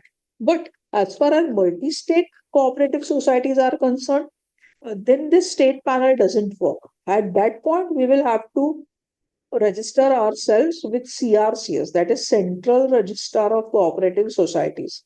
Now, which email ID CRCS is there? Where are the state email IDs? Everything has, they have their own websites. The Ministry of Cooperation has the detailed information about CRCS and all the officers and the contact details on its website. Similarly, each state government, as far as Maharashtra is there, I know that Maharashtra government has its own website. Similarly, I think Karnataka government has its own website where they can empanel them, where people can empanel themselves for state audit. So this is about statutory audit and internal and concurrent audit. If you are doing of multi, if you wish to do of multi-state cooperatives, then again one needs to be empaneled with CRCS, CRCS Central Registrar. Recently, the one of the panels that was formed last year, so that panel was derived from C&DG panel, that is Comptroller and Auditor General's panel. But I think now they are harmonizing this entire empanelments, and I think ICAI is also working towards harmonizing and rationalizing how these panels are formed for different cooperatives. And I hope that very soon we will have a more clear advisory from ICAI regarding the empanelments. Tax audit, as we all know, it is typically just like what we do for other forms of organizations. GST, nowadays the audit is not there. My bad, I wrote GST audit. But definitely we will have a role in consulting as to how to file, how to take proper credits, whether if any there is any litigation related to GST, then also we can help them in use helping the societies with that. As lastly, I've mentioned this cooperative audit panel. This is also there is empanelment with NABARD. So NABARD also has its own panel. Credit corporate, only exception is here when I'm saying cooperative credit institutions.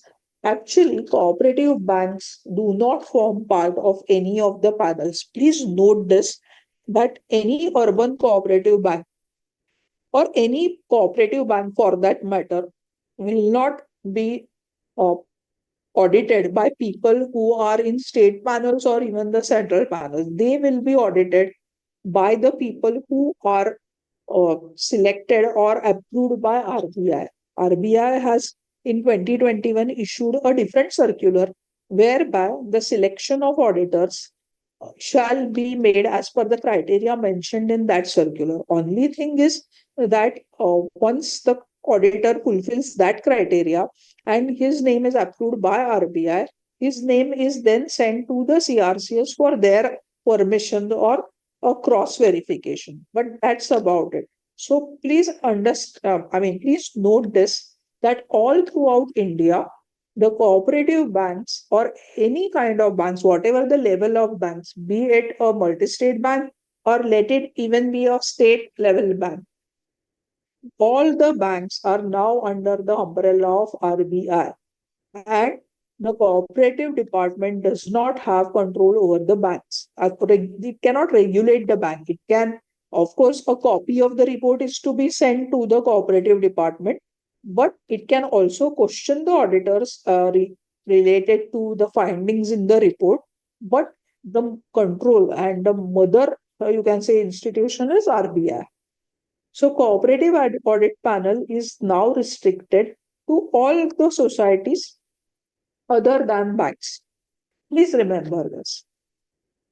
Now, this is the second type of professional opportunity that definitely income tax planning. Yes, how to now that is your skill.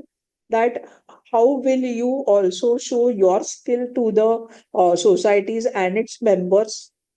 Filing of income tax return of a society is that way a specialized task, because how to take interest or how to apply section 80p is something of which where you will need a deep study of these things. So please go through section 80p and how it will impact the entire planning, how and how best one can save or manage the tax. That will be your own individual skill, and as we all know, we cannot do advertising, but publicity, mouth to mouth publicity will definitely work wonders as far as this area of work is concerned.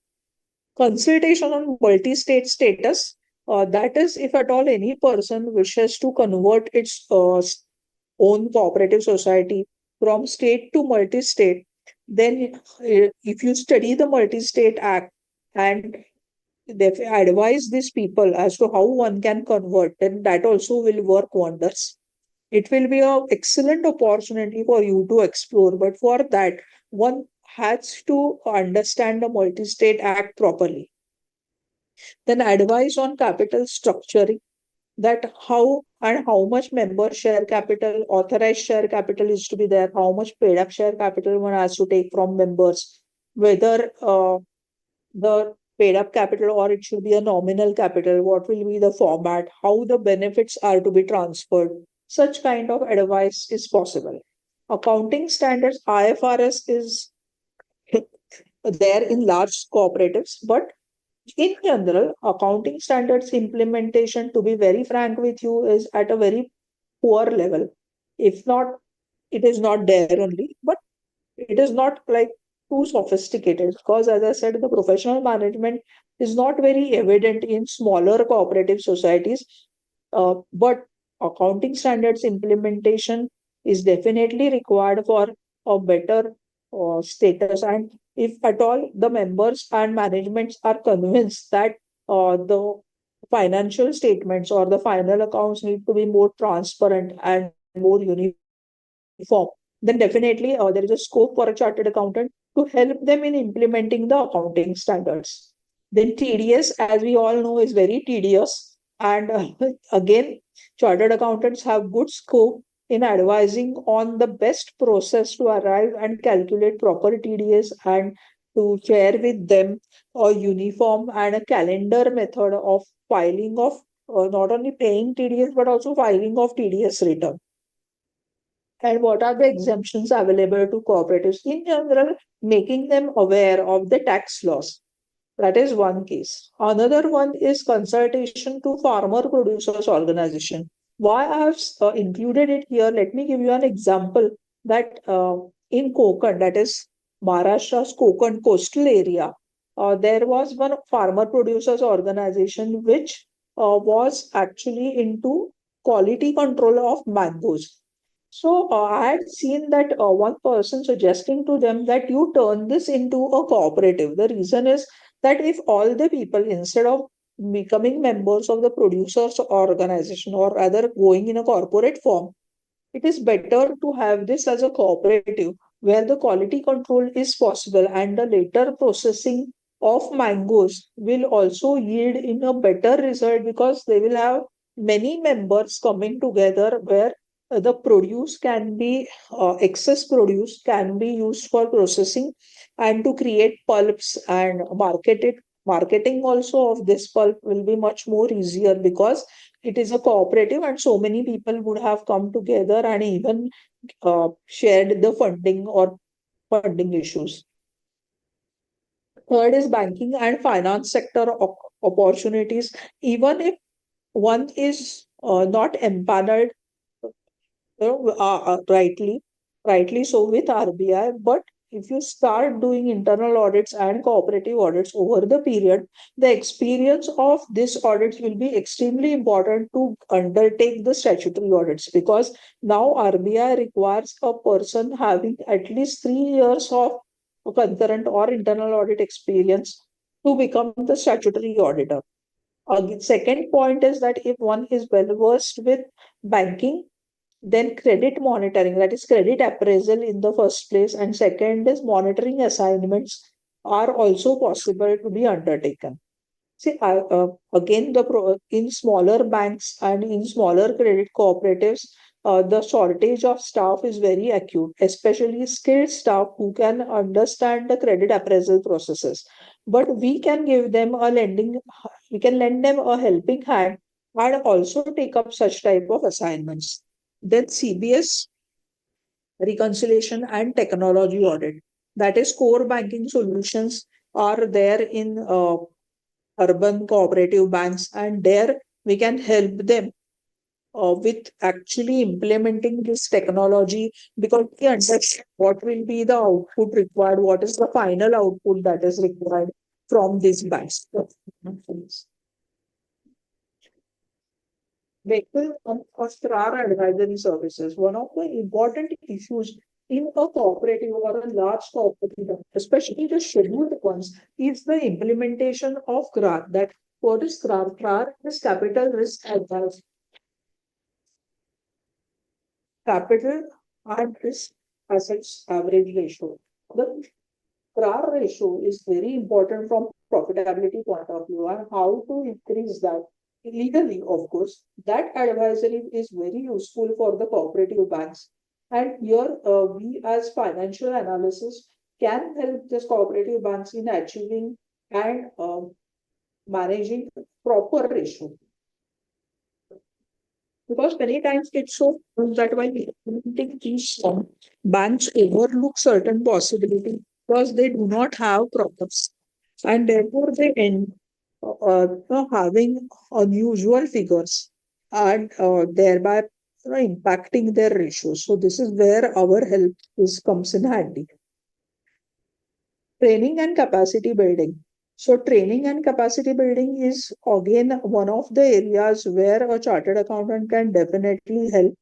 In fact, training is possible even online. And why it is required? Because again, number of people who are employed by the cooperatives, if you look at rural economy, typically the or sugar factories where they are operating in a village or in not urban, semi-urban areas, or small handicrafts cooperative, or say industrial cooperatives, be fisheries and this type of cooperatives, it is difficult to get skilled staff because many skilled staff is in cities. So how to, and then whichever staff or whichever people they have hired locally, then it is important to train them. So this is where we as chartered accountants can enter into the trainer's shoes and train the staff and the management of cooperatives in what even basic accounting. Then there are internal control mechanisms. Internal control mechanisms means how to even read the exception report. It is very difficult for them. They can perhaps have the money power to purchase the software, but who is going to train them?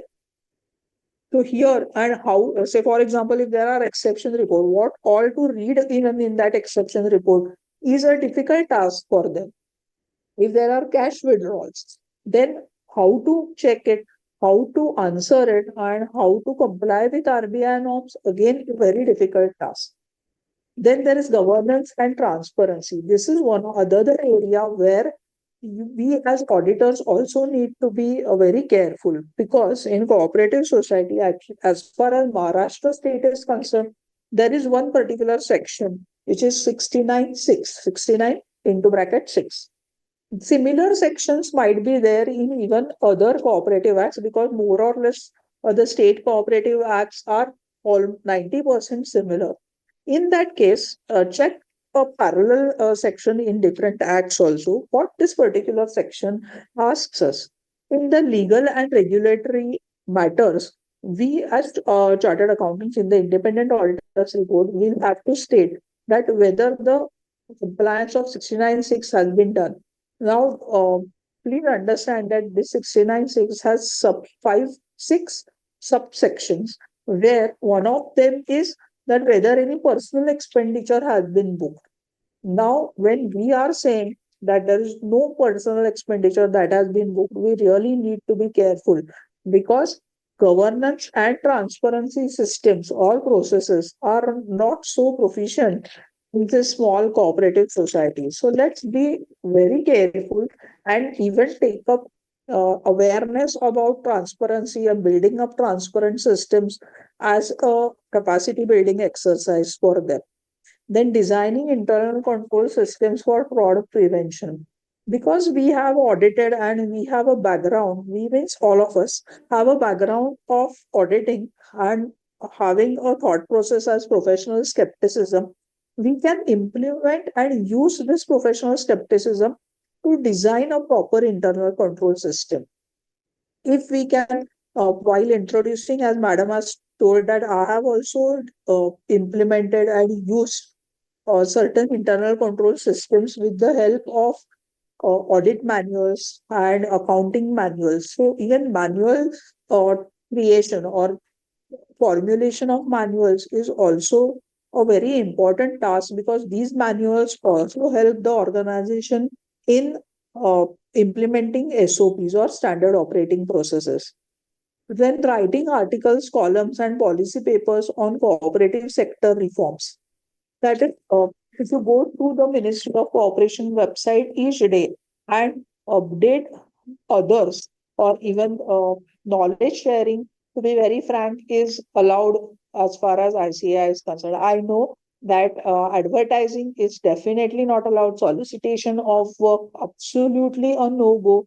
But what about knowledge sharing? If I am making people aware about what all different things are happening in cooperatives, definitely I will be uh, uh, creating myself as a leader or a knowledgeable person in this particular field of cooperatives.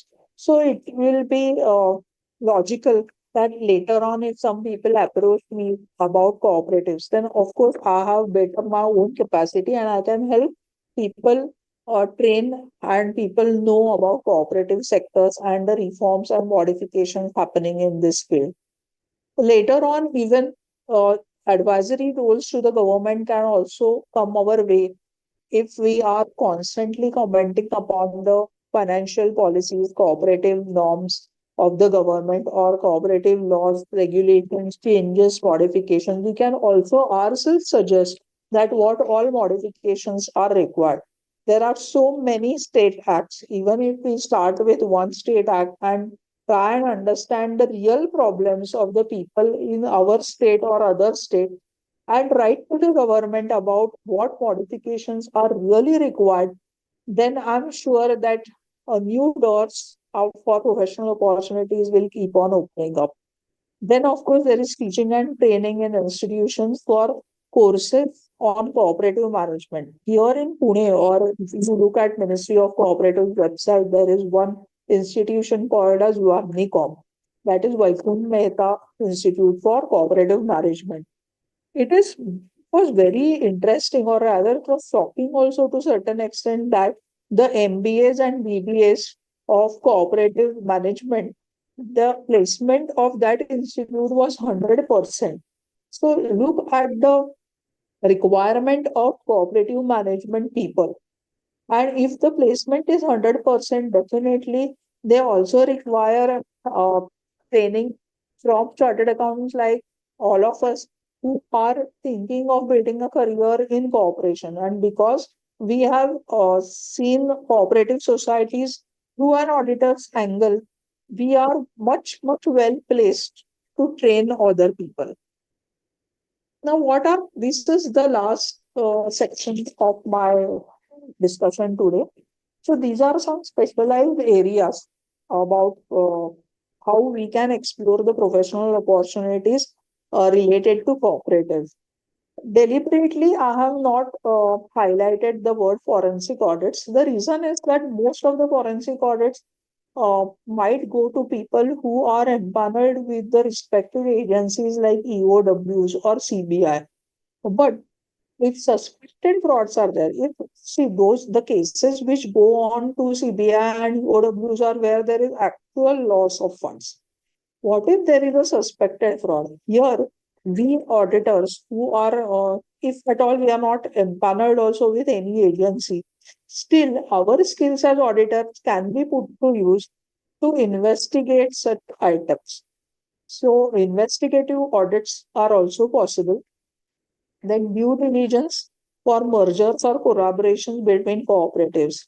Uh, in Pune, again, I'll cite an example that a small bank, which was a profit-making bank, wanted to close down the operations because the managing committee members and other members were not interested in managing the bank for any further. So it decided this small bank, although it was in profits, it decided to merge with a bigger cooperative bank. And that such type of collaborations, it is possible to have a due diligence audit because then the larger cooperative bank would want to know what exactly is the position of this smaller bank. And in that case, due diligence work is there.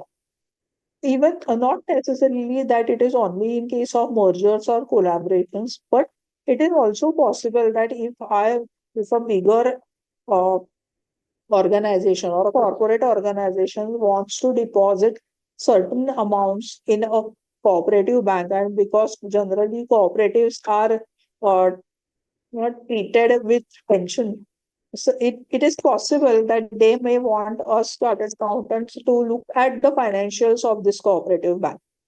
Then, last but not the least, there are three more things that project advisory services to how we can, if the cooperative housing societies or the agro processing units or dairies or any cooperative society wants to raise capital, wants to have funds, then chartered accountants can help them in project finance or getting loans or loan licensing. Digital transformation, fintech, and software implementation. That is another area where we can work as domain experts. Because, as I said, we are the people who can tell that what outputs are possible or what outputs are required.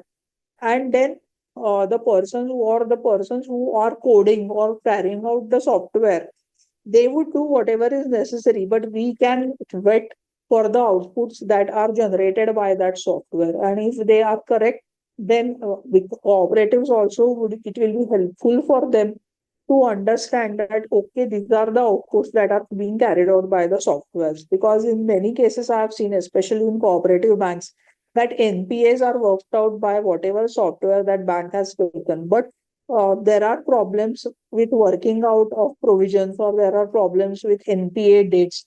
And who all can tell this? So, this is some value addition that we can do as chartered accountants. And last but not the least, with the advent of AI and the new payment services or payment apps, UPIs, or digital platforms, even digital lending frameworks, we can help these banks to actually implement such different softwares. Because, as I said again, that with ISA, CISA, and such other courses that the institute ICAI is carrying out for its members, we are best placed to not only increase our capacity but also give 100 times value added services to all these organizations. So, lastly, I would only say that work smart and not hard. The reason is, and I end my this session with this wish that all of us will also be collaborating internationally with some international organizations, maybe tomorrow, maybe day after tomorrow. But that is my ardent wish that Indian chartered accountants would be looked upon even in the international community as the persons to go for in consulting. Thank you so much. Thank you, ICAI. Thank you so much, ma'am. Um, If just there a are second. any questions, please let me know. Yes, ma'am. So, ma'am, the question one is, can cooperative society do the business of real estate whether registered sale deed needs to be registered? Development, sorry, I'll repeat the question. There was some glitch, it got refreshed. So the question is, can cooperative society do the business of real estate whether registered sale deed needs to be registered in development authority, or only registration of sale purchase need to be done in cooperative society alone?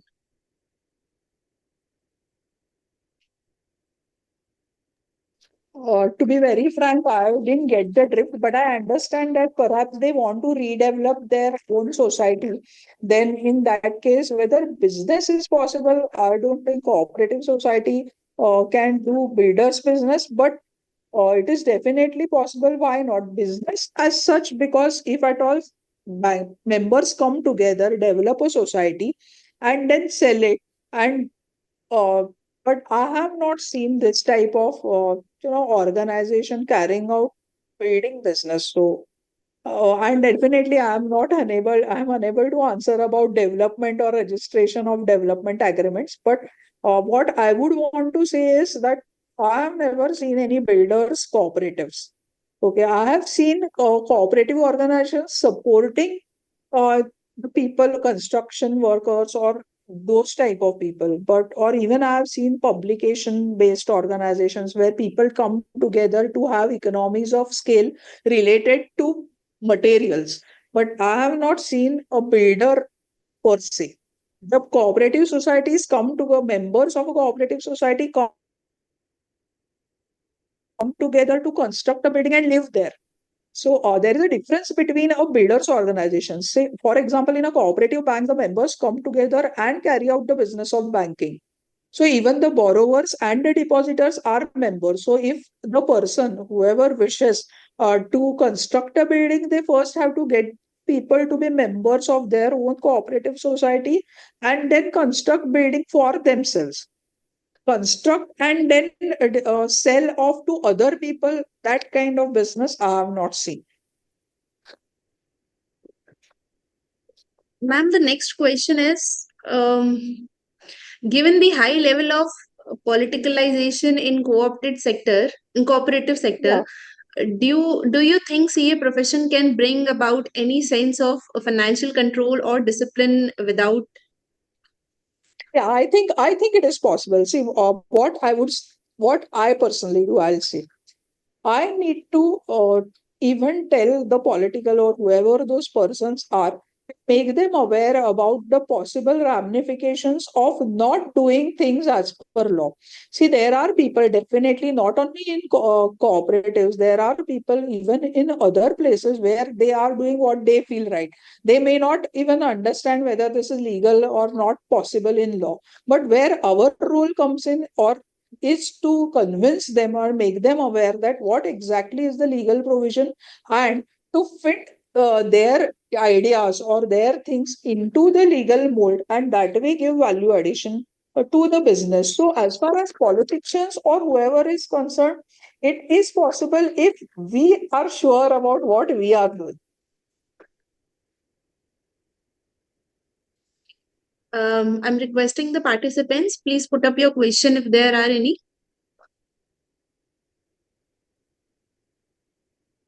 Let me share with you once that in one particular cooperative society, till the participants are writing up questions, we have 5 minutes. I'll just share one anecdote.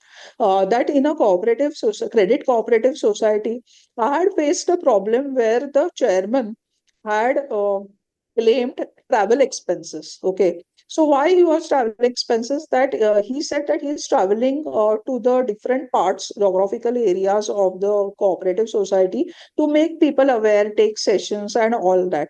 Okay, and later on, I also found that he was given a petrol allowance, which was actually authorized by the managing committee. So he had petrol allowance every month, and at the same time, he had claimed travel expenditure as reimbursement of travel expenditure.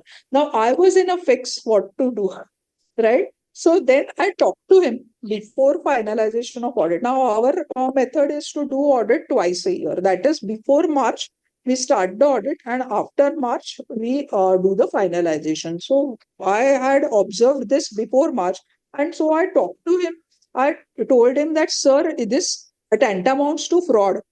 If you are claiming the same expenditure twice, it tantamounts to fraud. Then what is to be done? I asked him. So he said, Madam, you only tell me now what should I do. I said, I let you please refund that money before March. That whatever you have taken double, please refund it. So then you won't believe he did refund it. He put in a check, okay, before the end of March, where I reflected that as check in hand or whatever, advance or refunded or something. So that was the case. So political or no political background, if those people are also afraid of words like frauds and defamation, right? We have to be smart, I suppose. Ma'am, the next question is cooperatives carry on with commercial businesses. Can running business units form cooperative society to carry on with commercial businesses? Commercial business, see, every business is commercial, right? Even banking is a commercial business. But the difference between a bank, cooperative organization and other business is what? That a business is run for the members. Say in a bank, in a cooperative bank, a bank is a cooperative bank, B bank is a normal commercial bank. Now, in this A cooperative bank, the people there are members. The members put in their money and the members themselves take loans. So that's why it is possible to or manage the interest rates, manage the profits of that business. So business and there is no difference between running it commercially. This the idea is not to have excessive profits, and whatever profits or whatever surplus is there, it is to be distributed among the own members. But in corporate form or in a commercial, specifically commercial form, the profits are owned and taken up by one person or whoever are the owners. So here in a cooperative, the business means it is business in between themselves. How I hope I'm being clear. Many people think that it is a not-for-profit organization. It is not-for-profit organization. It is an organization which makes surplus for its own members. Say, take for example a grocery store. If I own a grocery store, I will purchase things on a larger amount, take discounts, and sell it to my ultimate consumer, say at a markup of 20%. But in a cooperative society, cooperative consumer store, all the members they pay in some money, and the cooperative consumer store purchases also in bulk, gets a discount, and distributes it to its members at a short markup of whatever is decided by the managing committee to cover their transportation and other costs. So here, so it is the same, what you say, business, right? Business is transaction of purchase of grocery products. So business per se is the same, but the earning levels are different. Ma'am, the next question is commercial building having multiple co-owners. Can they Yeah. form cooperative society to maintain the building, or will it be Yes. governed by local cooperative society laws? Local cooperative society laws are there for, there are two types. As far as Maharashtra is concerned, there is an apartment law where if the apartment owners or the flats are less than 11, then that is termed as an apartment, where even the land below the apartment is owned in their respective proportion by the people who are staying in that building. Now, as far as society is concerned, Maharashtra Cooperative Societies Act says that the land is owned by the society. So in the society's balance sheet, the land is seen on the asset side, and the people who are owning flats in that building constructed on that land are members of the society, and they are the part owners. So I mean, the members of the society, and the society owns the land. That is the format.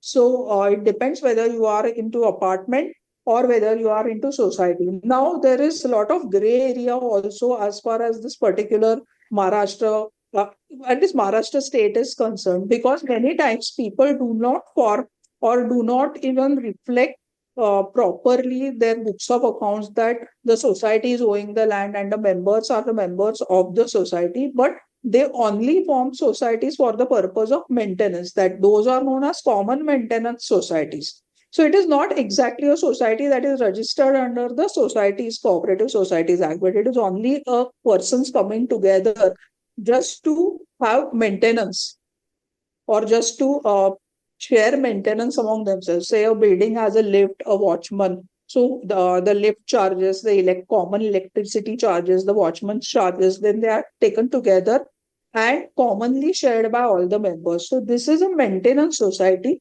This is not there under Maharashtra Societies Act. Proper Maharashtra Societies Act has different connotations and different rules, but not, which is generally not implemented by people who stay in such societies. Ma'am, the next question is housing AOP unregistered in Mumbai to be formed by 7 flat owners. To form AOP, JDA is to be used or sale deed permanent alternative agreement. So I think that it should be registered under Maharashtra Apartments Act and not Societies Act. So that Apartment Act would be applicable. Okay. Ma'am, the And previous generally, deed question. of declaration is used. Yeah. Okay, okay. Ma'am, previously we had a question on commercial business. So, sir has repeated the question in short that can a business unit form a cooperative society? I think I have sufficiently explained this, and if at all, please share my email address. It is rutachitaya@redfmail.com, and we can always have an extensive discussion, definitely, on an email. Surely. Ma'am, people would also need the PPT. If you can share Yes, this with the yes, committee I'll share. and then they can forward them to all of them. Definitely, I'll do that. Okay, okay. Thank you so Thanks. much, ma'am. That was it. And again, good evening, everyone. On behalf of the entire team, I extend my heartfelt gratitude to all those who made today's webinar a meaningful and enriching experience. First and foremost, a big thank to our esteemed speaker, CA Ruta Chitle, for sharing your valuable insight and experience, ma'am. I'd also like to thank our organizing committee and the technical team for their behind the scenes efforts in making this event run smoothly. To all the participants, thank you for attending and thank you for giving your time, attention, and thoughtful questions. Your present added value to this session. Thank you so much. Thank you, Parvati. Technical team, we can now end the session. Thank you. Thank you.